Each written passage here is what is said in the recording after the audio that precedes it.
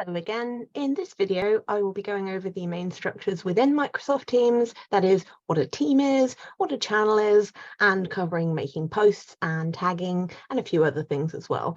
Notes on how to navigate this video are at the very start of the What You Need to Know video, the previous one. So what I will do is I will put a link in the description below to that video so you can get to it easily if you need to check. Within the platform, a team is a designated space for people who work closely together and are working on or toward a common goal. This could be full-time or part-time employees, affiliates, or even externals sometimes. It is unlikely that you'll need to set up any new teams yourself. It's more likely that anything you want to do will be better served by a channel post. But if you do think you might need to set up a new team, please speak to a colleague in your area who has experience in this before doing so. You can see all of the teams that you are a member of by clicking the Teams icon in this far left column. This column is called the navigation bar. So we can see here a school has got its own team space as our own SHW. You can also see there is a specific team here for our colleagues within the school who work together on Athena Swan. It's good practice to ensure that any team has multiple owners, as departmental structure can change over time. You can view all of your teams as a grid like this or as a list. To change these views, if you look to the top of the platform window next to where your profile picture is, if you have one, and click these three dots, then select Settings, and then under the General heading, you will be able to switch between your views under this Layout section down here. So here is the list layout. That's the list layout. And you see these changes take effect immediately. I'm going to switch back to the grid layout because that's what I prefer. There we are.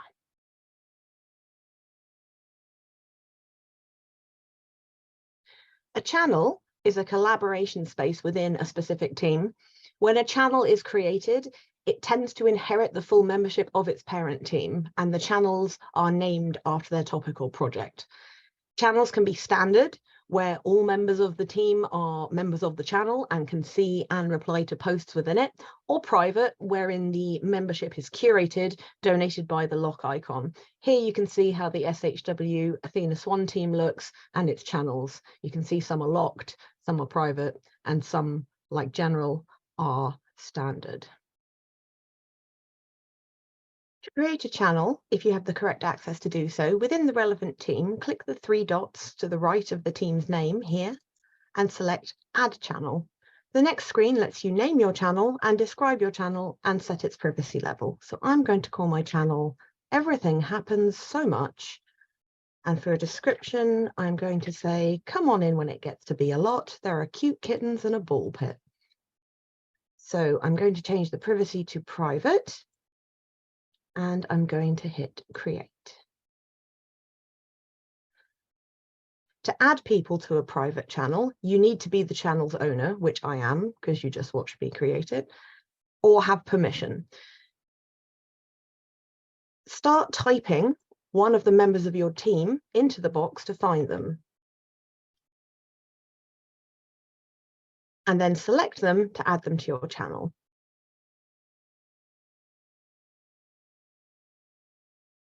You can also do this by right-clicking the three dots here and add members. To make changes to your channel's members, this is the same menu. So you click those three dots to the right of your channel and then select Manage Channel.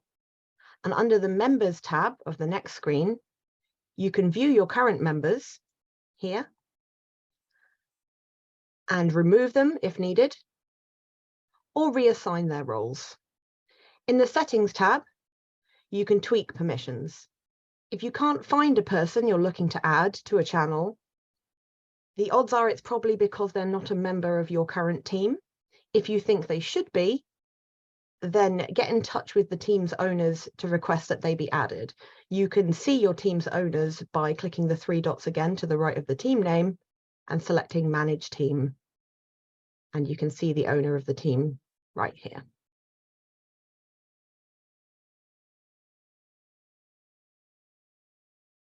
Creating a new post within a channel on the platform is as simple as navigating to the relevant channel and clicking on the button marked New Conversation here. This will start a new thread, and anyone who replies to it will have their comments grouped, arranged below your post. So if I type, "Thank you, everyone. It's going to be a great summer." Correct my spelling. And within a channel, if you wish to reply to a conversation thread started by someone else, look below their posts box and you'll see the word reply. Clicking on this, like so, will open a box that you can type your response into. You're welcome. To post your reply, click on the arrowhead to the bottom right. To further ensure that the right people see or are made aware of your post, you can tag them, either individually or by tagging an entire channel, which, dependent on the user's settings, will likely notify them that there's something that needs their special attention. To tag an individual colleague, type the @ symbol and then start to type their name. And when you see them appear in the list of suggested people, click on them to select them.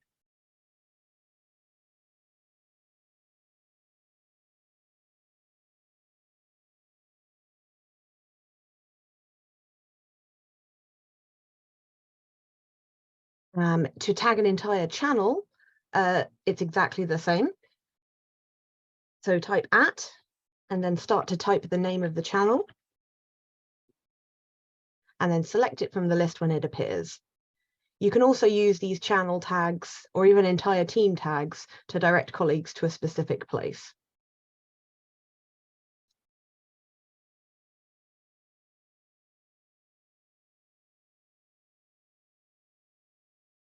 While posting, you can also make it more eye-catching by using the expanded formatting tools, which you can access by clicking the A and pencil icon to the bottom left of the box here. This allows you to add a subject to your post. So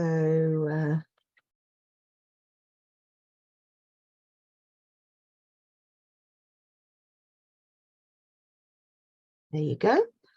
And it also allows you to use things like bold and italic text and highlighting and line spacing and also hyperlinks. So if I type, "Found it by accident, wanted to share immediately." And if I double click accident, I can click I to make it italic. And if I double click immediately, I can make it bold. To add a hyperlink to a post, you can do this two ways. You can either just simply paste the hyperlink into the post and Teams will format it into a link, a clickable link, or you can make some text into your link like so.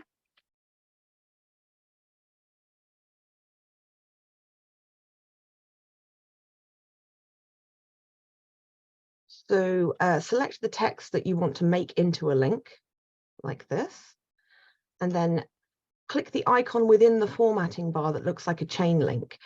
You may not see it if you've got a window that's quite small, so you may need to expand it using these 3 dots. And there it is, link. Paste your link location into the address field, and then click Insert.